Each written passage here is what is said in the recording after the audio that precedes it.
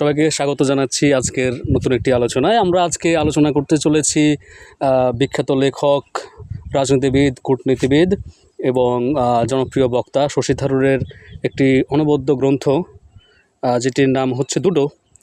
প্রথমে বইটি প্রকাশিত হয়েছিল an Ira of darkness, the British empire in India এই নামে। পরবর্তীকালে একই বইয়ের অন্য একটি প্রকাশনা থেকে ভিন্ন সংস্করণ বেরিয়েছিল একটু ভিন্ন নামে, সেটি হচ্ছে inglorious empire, what the British did to India. তো নাম শুনে বোঝা যাচ্ছে বইটি হচ্ছে ভারতবর্ষে যে ব্রিটিশ সাম্রাজ্যবাদ, ব্রিটিশ উপনিবেশবাদ সে সম্পর্কে, এবং এই বইটিতে প্রধানত ব্রিটিশ সাম্রাজ্যবাদ সম্পর্কে কিছু প্রচলিত যে দাবি রয়েছে যে ব্রিটিশ সাম্রাজ্যবাদ ভারতবর্ষে আসার কারণেই অনেক উন্নতি হয়েছে, অনেক ইতিবাচক পরিবর্তন সাধিত হয়েছে, এরকম একটি দাবি এই সাম্রাজ্যবাদের যারা সমর্থক তা ভারতবর্ষের ভেতরে মানুষও হতে পারে এবং ইউরোপের ভেতরে হতে পারে, তাদের এই দাবিগুলোকে নাকচ করে দেওয়ার জন্য এই বইটির অবতারণা। তবে তার একটি চমৎকার প্রেক্ষাপট রয়েছে। 2015 সালে শশী থারুর একটি বিতর্ক করেছিলেন তিনি, অক্সফোর্ড ইউনিয়ন দ্বারা আয়োজিত। সেই বিতর্কে তিনি অনেকগুলো গুরুত্বপূর্ণ বিষয় নিয়ে এসেছেন, সাম্রাজ্যবাদের যে ফাঁপা দাবি সেগুলোকে নস্যাৎ করে দিয়ে, যেটি রাতারাতি খুবই ভাইরাল হয়ে যায় এবং লাখো লাখো মানুষ সে ভিডিও দেখে। এরপর তার মনে হয়েছে যে এটাকে কেন্দ্র করে আরও বিস্তৃত কলেবরে একটি বই লেখার দরকার, সেই ধারাবাহিকতায় বইটি রচিত হয়েছে। তো আমরা আজকে যে সাধারণ আলোচনা, সে আলোচনায় মোটামুটি শশী থারুরের যে দাবিগুলো বা তিনি যে সাম্রাজ্যবাদের দাবিগুলোকে নস্যাৎ করেছেন সে সম্পর্কে একটু জানার চেষ্টা করব। প্রথম কথা হচ্ছে, ব্রিটিশরা যখন এখানে ক্ষমতা গ্রহণ করেছে তারা কিন্তু প্রথমে কোনো রাজশক্তি হিসেবে আসেনি, তারা প্রথমে বেনিয়া শক্তি হিসেবে এসেছে, বাণিজ্য শক্তি হিসেবে এসেছে। পরবর্তীকালে তারা স্থানীয় রাজনীতিতে তারা প্রভাব বিস্তার করে, তারা স্থানীয় রাজনীতির যে অবক্ষয়, মুঘল সাম্রাজ্যের অবক্ষয়ের প্রেক্ষাপটে সৃষ্ট ভারতবর্ষের যে অরাজকতা, তারই ধারাবাহিকতায় তারা ধীরে ধীরে শাসন ব্যবস্থার ভেতরে ঢুকে গিয়েছে। তো বণিকের যে ব্যবসাদণ্ড সেটা রাজদণ্ডে পরিণত হয়েছে পরবর্তীকালে। আমরা সেই ইতিহাস সম্পর্কে কম বেশি সবাই অবগত আছি। এখন একটি বিশাল বেনিয়া গোষ্ঠী বা আজকে যেটা আমরা কর্পোরেট গোষ্ঠী বলি, সেটা যে কীভাবে একটি জনপদকে, একটি ঐশ্বর্যশালী সম্পদশালী যেটাকে বলে সোনার ভারতবর্ষকে কীভাবে তিলে তিলে দারিদ্র্যের নিষ্পেষিত করে দিয়েছে, তাদের যে অবাধ লুণ্ঠন, তাদের যে অত্যাচার, অনাচার, অবিচারের অবিশ্বাস্য যে বাস্তবতা, সেগুলোকে এই বইটিতে তুলে ধরা হয়েছে। এবং একই সঙ্গে তারা যে আমাদের এখানে সভ্যতা এনেছে, যে তারা সবসময় বলে যে তারা সিভিলাইজিং মিশন নিয়ে এসেছে, তারা ভারতবর্ষের মানুষকে অর্ধবর্বর বা পিছিয়ে পড়া সংস্কৃতি থেকে তারা টেনে তুলেছে, এই সমস্ত যে মেকি ফাঁপা দাবি, সে দাবিগুলোকে নাকচ করে দিয়েছেন শশী থারুর। একটি দাবি হচ্ছে ভারতবর্ষের যে আধুনিকায়ন সেটি করেছে ব্রিটিশরা। একটি অর্ধসত্য কথা, ভারতবর্ষে আসলে অনেক আগে থেকে এক ধরনের আধুনিকতা ছিল, ব্রিটিশরা সে আধুনিকতা এনেছে, এই দাবিটা পুরোপুরি সত্য নয়।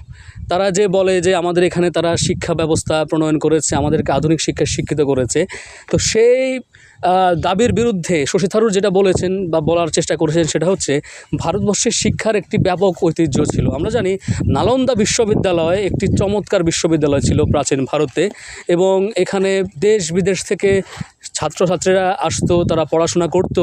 তো সেই জ্ঞানের যে ঐতিহ্য সেটি ভারতবর্ষে রয়েছে। তক্ষশিলা বিশ্ববিদ্যালয়ে জ্ঞানের ঐতিহ্য রয়েছে, যেখানে দেশ বিদেশের মানুষ লেখাপড়া করতে আসতো। কাজেই ভারতবর্ষে যে ব্রিটিশরাই শিক্ষা ব্যবস্থা প্রণয়ন করেছে, তারাই আমাদেরকে আধুনিক শিক্ষায় শিক্ষিত করেছে, এই দাবিটা পুরোপুরি সত্য নয়। বরং তারা যে স্থানীয় যে ঐতিহ্য, জ্ঞানের ঐতিহ্য, যে শিক্ষা ব্যবস্থার ঐতিহ্য, সেটাকেও তারা কিন্তু আসলে এক প্রকার ধ্বংস করে দিয়েছে। আরও একটা দাবি যেটা করে, তারা আমাদেরকে গণতন্ত্র দিয়েছে। আমরা এক সময় কী ছিলাম, অগণতান্ত্রিক ছিলাম, রাজতান্ত্রিক ছিলাম, তারা আমাদেরকে গণতন্ত্র উপহার দিয়েছে। কিন্তু বাস্তবতা হচ্ছে এই গণতন্ত্র, তথাকথিত গণতন্ত্র উপহার দিতে গিয়ে সে ভারতবর্ষকে ধ্বংস করা হয়েছে, যাদের বিশ্ব জিডিপির পরিমাণ ছিল সারা বিশ্বের 1/4। সম্রাট আওরঙ্গজেব আলমগীরের সময় সারা পৃথিবীর অর্থনীতির 1/4 ছিল ভারতবর্ষের মানুষের কাছে জিডিপির বিবেচনায়। আর যখন ব্রিটিশরা চলে যায় 190 বছর পরে, তখন সেটি হয়ে পড়ে একেবারে ইনসিগনিফিক্যান্ট, একেবারে তুচ্ছাতি তুচ্ছ, হয়তো 2 কি 3%। তো এরকম একটি অধঃপতনের পরে তারা যদি দাবি করে আমাদেরকে তারা গণতন্ত্র দিয়েছে, তাহলে সেই দাবিটা আসলে ফাঁপা অন্তঃসারশূন্য দাবি বলেই আমরা সেটাকে গ্রহণ করব। আরেকটা দাবি যে তারা আমাদের এখানে বিশাল যোগাযোগ ব্যবস্থা স্থাপন করেছে, তারা রেলওয়ে নেটওয়ার্ক স্থাপন করেছে। তো এই দাবিটাও আসলে এখানে একটা চালাকি আছে এই দাবির পেছনে। যেসব রাষ্ট্র উপনিবেশিত হয়নি সেখানেও যে পরবর্তীকালে রেলওয়ে ট্র্যাক বসানো হয়নি এমন কিন্তু নয়। অর্থাৎ আমাদের এখানে রেলওয়ে ট্র্যাক বসাতে আমাদেরকে ব্রিটিশদেরকে আসতে হবে, এটি একটি বাজে যুক্তি। আরেকটি বাজে যুক্তি হচ্ছে তারা কিন্তু ভারতবর্ষের মানুষের উপকারের জন্য করেনি, তারা মূলত রেলওয়ে ট্র্যাক স্থাপন করেছে তাদের নিজস্ব আমাদের যে পণ্যগুলো তারা জোর জবরদস্তি করে দখল করে তারা তাদের দেশে নিয়ে যাবে এবং দেশে নিয়ে গিয়ে আমাদের যে কাঁচামাল সেগুলোকে আবার পণ্যে পরিণত করে আমাদের কাছে আবার পৌঁছে দেবে, আমাদেরকে বাজার হিসেবে ব্যবহার করবে। এই বিষয়টাকে সহজ করে তোলার জন্য তাদের রেলওয়ে নেটওয়ার্ক দরকার ছিল। তো কাজেই তারা আমাদেরকে ভালোবেসে করেনি, সেটা তাদের নিজের যে সাম্রাজ্যবাদ সেটা টিকিয়ে রাখার জন্য তারা করেছে। আরেকটি যুক্তি তারা দিয়ে থাকে যে তারা নাকি আমাদের এখানে ন্যায় বিচার প্রতিষ্ঠা করেছে, আমাদের এখানে ন্যায় বিচার ছিল না, আমাদের এখানে তারা আধুনিক যে জাস্টিস সিস্টেম সেটা তারা কায়েম করেছে। সবচেয়ে হাস্যকর বিষয় হচ্ছে যে কোম্পানি যখন আমাদের শাসনভার গ্রহণ করে নামে বেনামে, স্বনামে কিংবা পিছনে থেকে, তখন তারা যে জাস্টিস সিস্টেম কায়েম করে তার কিছু উদাহরণ যদি আমরা দেই তাহলে বুঝতে পারবো যে এটি কতটা হাস্যকর একটা দাবি। দেখা যেত একজন সাদা যখন, মানে সাদা বলতে ইউরোপীয় বা ব্রিটিশ কেউ যখন স্থানীয় কালো মানুষদেরকে অত্যাচার করে, এমনকি হত্যাও করে, তখন তাদেরকে প্রসিকিউট করার খুব একটা ইতিহাস নেই। মাত্র 3 জনকে, তাদের ইতিহাসে মাত্র 3 জনকে তারা ফাঁসির কাস্টে ঝোলায়, যারা সাদা চামড়ার কালোদেরকে অত্যাচার বা হত্যা করার জন্য 3 জনকে মাত্র ফাঁসিতে ঝোলায়। এর বাইরে তারা আসলে প্রত্যেক ক্ষেত্রেই আইনের ফাঁক ফোকর দিয়ে সাদাদেরকে বের করে নিত। যেমন সাদারা যদি কোনো কালোদেরকে মেরে ফেলে তাহলে ব্যাপারটাকে খুব নর্মাল হিসেবে দেখা হতো, তাহলে ব্যাপারটাকে ধরা হতো যে নিশ্চয়ই কালো অনেক বেশি অপরাধ করেছে। অথবা যদি এমন হতো যে এটা একটা মানে ফাঁসিযোগ্য বা জেলযোগ্য অপরাধ, তখন সেক্ষেত্রে বলা হতো যিনি অপরাধটা করেছেন তিনি আসলে মানসিক ভারসাম্যহীন। তো কাজেই এইভাবে বারবার করে তাদেরকে সুযোগ করে দেওয়া হতো। খুব কমই হয়েছে যে ব্রিটিশরা বা ইউরোপীয়রা, শ্বেতাঙ্গরা এই আমাদের কালো ভারতবর্ষের মানুষদেরকে অত্যাচার নিপীড়ন করেছে, তার শাস্তি হয়েছে, এটা খুবই কম। আর যেটুকু শাস্তি হয়েছে এটুকু নামমাত্র হয়েছে। যেমন এমনও হতো যে ম্যালেরিয়ার জনিত কারণে অনেক সময় ভারতবর্ষে অনেক মানুষের যে প্লীহা ছিল, প্লীহাটা ফুলে যেত। তো এরকম অনেক কাজের লোক, কাজের চাকর বা সাধারণ মানুষকে ব্রিটিশরা লাথি মেরে হত্যা করেছে। তখন এমনও হয়েছে লাথি মেরে হত্যা করার কারণে তার বিরুদ্ধে কোনো স্টেপ নেওয়া হয়নি, বরং বলেছে এই লোকের আসলে এমনই একটি অবস্থা, একটা টোকা দিলেও লোকটা মারা যেত। কাজেই অপরাধ বলতে আঘাত করেছে এইটুকু অপরাধ, 15 দিন বা 30 দিনের হয়তো একটা সাজা দিয়ে দিত, যেটা সাজার নামে প্রহসন মাত্র। তো কাজেই বারবার করে তারা ভারতবর্ষের মানুষকে যেটাকে বলে লঘু পাপে গুরুদণ্ড সেটা তারা দিত। আবার ব্রিটিশরা যারা অত্যাচার করতো, মানুষ হত্যা করতো, এমনকি ধর্ষণও করতো।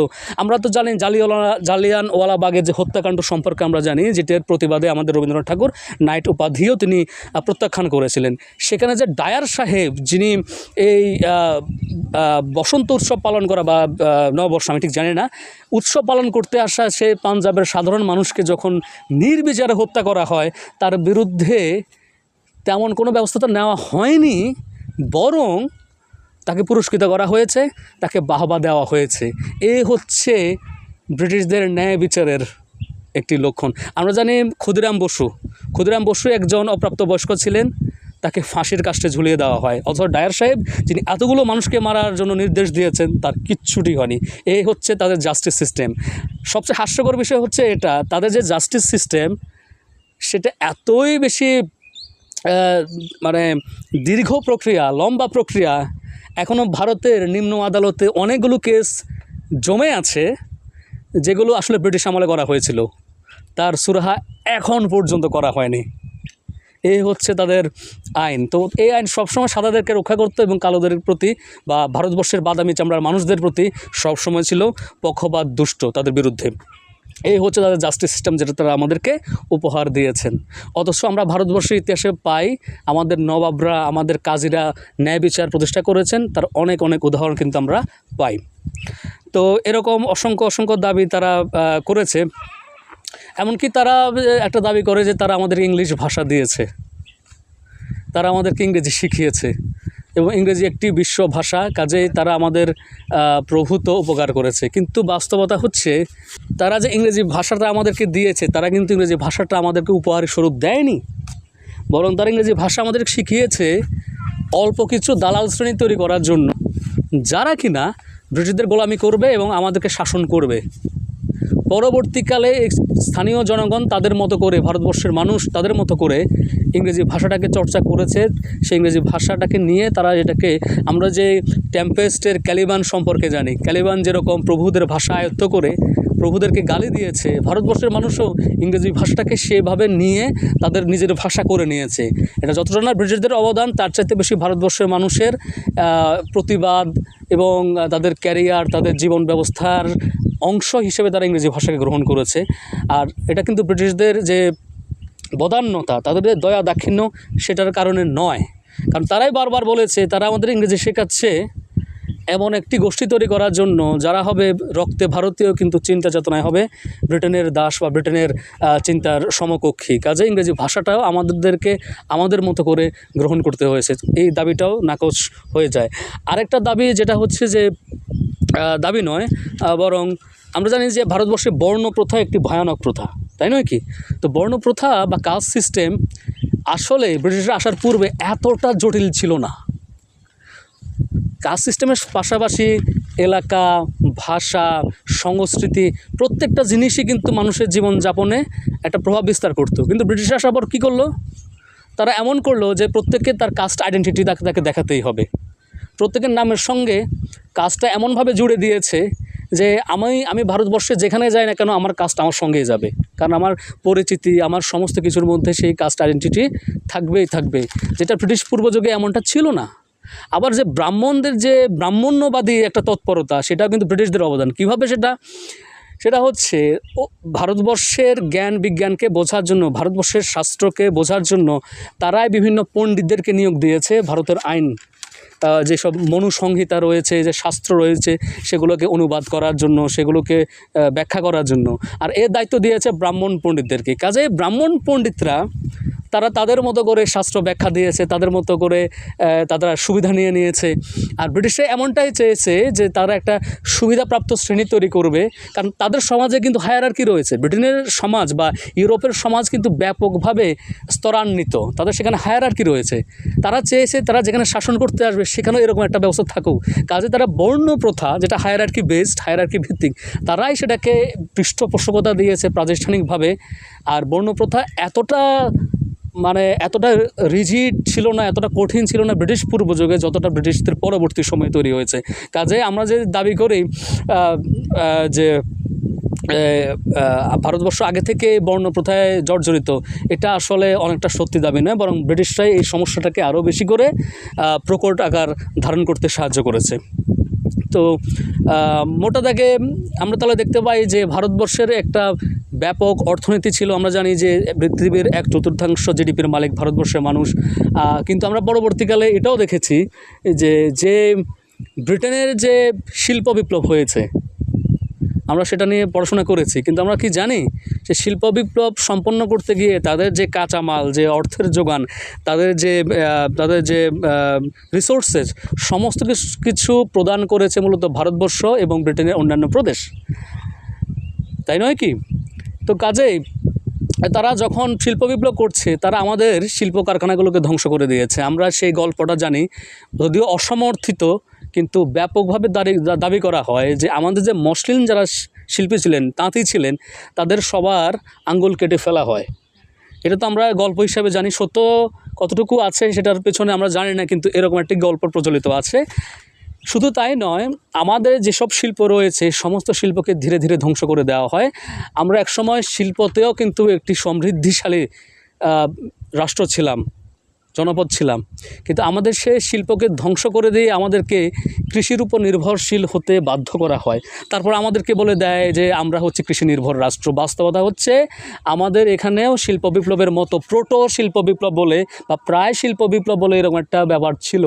আমরা কাপড় উৎপাদনে পৃথিবীর সবচাইতে ভালো দেশ ছিলাম, আর সেই কাপড় উৎপাদনকারী দেশ থেকে আমাদেরকে কাপড় আমদানিকারক দেশে পরিণত করেছে। আমাদের কাঁচামাল নিয়ে ম্যানচেস্টারে যে পণ্য উৎপাদিত হয়েছে আমাদের কাছে আবার চড়া দামে সেটা বিক্রি করা হয়েছে। আমাদের প্রত্যেকটা শিল্প এভাবে কৌশলে ধ্বংস করে দিয়ে আবার আমাদেরকে বলা হচ্ছে যে আমাদের কাছে তারা সভ্যতা নিয়ে এসেছে। এর চাইতে বড় অসভ্যতার কী হতে পারে? তো কাজে লক্ষ্য করা যায়, শিল্পক্ষেত্রে বলা যাক, সংস্কৃতি ক্ষেত্রে বলা যাক, আইন কানুনের ক্ষেত্রে বলা যাক, বা আমাদের যে ভিতরের যে সমস্যার কথা বলা যায়, প্রত্যেক ক্ষেত্রে এই সমস্যাগুলোকে ব্রিটিশরাই মূলত আরও বেশি করে বেগবান করেছে। আমরা জানি ডিভাইড অ্যান্ড রুল বলে একটা ব্যাপার আছে, সেটা তারা করেছে। এই ভারতবর্ষের হিন্দু ও মুসলমান সম্প্রদায় যুগ যুগ ধরে তারা একই সঙ্গে বসবাস করেছে। তাদের শিল্প সংস্কৃতি বোঝাপড়ার মধ্যে সব সময় আমরা দেখেছি সেখানে একটা পারস্পরিক মিথস্ক্রিয়া রয়েছে। এমনকি যে বাদশাহ আলমগীর, তার যে প্রধান সেনাপতি, সেখানেও হিন্দুরা, যারা জনসংখ্যার বেশিরভাগ অংশ, তারা সেখানে পদায়িত হয়েছে।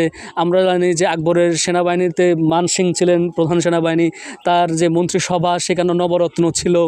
এমনকি যে শিবাজি, যাকে বলা হয় যে তিনি অনেক মারাঠা সাম্রাজ্য কায়েম করেছেন, তার শিবাজি তিনিও অনেকটা হিন্দুত্ববাদী বলা চলে। তার সেনাবাহিনীতে মুসলিম সৈনিকরা ছিল। আবার যে মুঘলদের সেনাবাহিনীতে রাজপুত বাহিনী ছিল যারা ধর্মে হিন্দু। সিরাজউদ্দৌলা, আমরা জানি সিরাজউদ্দৌলারও কিন্তু যারা লড়াই করেছে তার হয়ে, তাদের মধ্যে শহীদদের কাতারও অনেক হিন্দু ছিল। অর্থাৎ ভারতবর্ষে হিন্দু মুসলমান দুটো প্রধান সম্প্রদায়, তাদের মধ্যে পারস্পরিক বোঝাপড়া, নিজেদের পরস্পরকে সম্মান করা, একসঙ্গে থাকার দীর্ঘদিনের ঐতিহ্য আছে। হ্যাঁ, এটা অবশ্য সত্য, ধর্মগত অনেক পার্থক্য আছে, কিন্তু পার্থক্য নিয়েও যে বৈচিত্র্যপূর্ণ ভারতবর্ষ, তার বৈচিত্র্যকে সর্বপ্রথম আনুষ্ঠানিকভাবে প্রাতিষ্ঠানিকভাবে ধ্বংস করে দিয়েছে ব্রিটিশরা। তারা হিন্দু মুসলমানের মধ্যে পারস্পরিক যে বিদ্বেষের যে বিষবৃক্ষ তারা স্থাপন করে দিয়েছে। তারই ধারাবাহিকতায় ভারতবর্ষ দ্বিধাবিভক্ত হয়েছে। এবং আমরা জানি হিন্দু মুসলমানদের মধ্যে যে নানা রকম রায়ট, সংঘর্ষ, সংঘাত, তার সবগুলোর পিছনে ব্রিটিশদের উস্কানি ছিল। তো কাজেই তাদের যে সভ্যতার দাবি, যে তারা আমাদেরকে সভ্য করেছে, মানুষ করেছে, ভারতবর্ষকে একসাথে করে রেখেছে, এই সব দাবি সম্পূর্ণ ভুল। কারণ আমরা জানি মৌর্য যুগে, গুপ্ত যুগেও ভারতবর্ষ পুরোটা মিলে মোটামুটি ভারতবর্ষ অধিকাংশ স্থান মিলে একটা রাষ্ট্র ছিল। কাজে ব্রিটিশরা এসে সবকে একত্র করে দিয়েছে, এই দাবিটাও কিন্তু ধোপে টেকে না। কারণ তারা কিন্তু যখন চলে গিয়েছে তখন তারা কিন্তু দুই টুকরা করে দিয়েছে, করা যেত, কিন্তু এর ফলে যে সমস্ত মানবী বিপর্যয় হয়েছে, মানুষের কাটাকাটি, মানামানি, দাঙ্গা ফ্যাসাদ হয়েছে, সেগুলো কিন্তু ব্রিটিশরা সুন্দরভাবে সমাধান করেনি। বরং দ্বিতীয় বিশ্বযুদ্ধ শেষে তারা ভারতবর্ষের মানুষকে মারামারি, কাটাকাটি, দাঙ্গা হাঙ্গামা, খুন, ধর্ষণ, রাহাজানি, এরকম একটা অবস্থায় তারা ভাগ করে দিয়ে গেছে। তারা এমন একজন লোককে ভাগ করার দায়িত্ব দিয়েছে, র্যাডক্লিফ, যে জীবনে কখনও ভারতবর্ষে আসেনি, এবং এই ভাগ করে দেওয়ার পরে সে যে গেল আর কখনো ফিরে এলো না, তার মাথা ব্যথা নেই। অথচ তার ভাগ করে দেওয়া এই পাগলামির কারণে এই উপমহাদেশে আজ পর্যন্ত পার্টিশনের যে ট্রমা, যে দেশভাগের যে যন্ত্রণা, সেটা এখনও বিদ্যমান। আমরা যখন দেখি বাংলাদেশ ও ভারতবর্ষ বা বাংলাদেশ ও পাকিস্তানের মধ্যে বিভিন্ন সময় যুদ্ধ হচ্ছে, হাঙ্গামা হচ্ছে, বর্ডারে ক্ল্যাশ হচ্ছে, পরস্পরের প্রতি ঘৃণা, তার মানে আমরা বলতে পারি পার্টিশন এখনও জিন্দা আছে, তাই না? দেশভাগ এখনও জিন্দা আছে, কিন্তু তার বিষবৃক্ষ রোপণ করে দিয়েছিল সে ব্রিটিশরা। তো কাজেই আমরা এই বইটা মনোযোগ দিয়ে পাঠ করব, আরও গভীরভাবে, আরও বিশদভাবে বইটা আমরা পড়ব। পড়ে আমাদের ইতিহাসে যে ব্রিটিশ সাম্রাজ্যবাদের যে বিষাক্ত প্রভাব সে সম্পর্কে অবগত হব। আবার এটাও বলে রাখা ভালো, আমাদের সমস্ত সমস্যা কিন্তু ব্রিটিশরা করেছে, এই দাবি করাটাও সমীচীন হবে না। আমরা সবাই একেবারে দুধে ধোয়া তুলসী পাতা এমন দাবি করাও ঠিক হবে না। আমাদের ভেতরে অসংখ্য সমস্যা আছে, কিন্তু আমাদের সমস্যাগুলোকে আসলে ব্রিটিশরা, যেটাকে বলে আগুনে ঘি ঢেলে দেওয়া, তারা সেটা করতে পেরেছে, এবং তার জের আমাদেরকে আজকের দিন পর্যন্ত টানতে হচ্ছে। তো কাজে যদিও এটা লিখেছেন মূলত শশী থারুর, যিনি ভারতীয় একজন রাজনীতিবিদ। কিন্তু ভারত বলতে তিনি আসলে ভারত, বাংলাদেশ, পাকিস্তান আজকে যেটা আমরা চিনি এই তিনটে রাষ্ট্র সম্পর্কে তিনি বলেছেন। কিন্তু যেহেতু তিনি ভারতীয়, তার পার্সপেক্টিভ, তার দৃষ্টিভঙ্গিতে ভারতই প্রাধান্য পেয়েছে। আমরা যারা বাংলাদেশে যারা পাঠক রয়েছি তারা যখন পড়ব তখন ওই ব্যাপারটাও আমরা মাথায় রেখে পড়ব। তো আমরা চাই যে পার্টিশন বা আমাদের দেশভাগ বা ব্রিটিশ শাসন সমস্ত বিষয় নিয়ে যাতে আমরা বারবার চর্চা করি, যাতে করে আমাদের যে ঐতিহাসিক বোঝাপড়া সেগুলো আরও বেশি পরিষ্কার হয়। সবাইকে অসংখ্য ধন্যবাদ মিঠুনের পাঠশালার পক্ষ থেকে আপনাদেরকে। আমরা বলবো যে বই পড়ুন, বই পড়ার আন্দোলনটা সবার মাঝে ছড়িয়ে দিন এবং আমরা একটি সুখী সমৃদ্ধিশালী বই পড়ুয়া প্রজন্ম তৈরি করতে পারি, তার সংগ্রামে আমাদের সঙ্গী হন। সবাইকে ধন্যবাদ এই গোপালগঞ্জের তেঁতুলিয়া গ্রাম থেকে।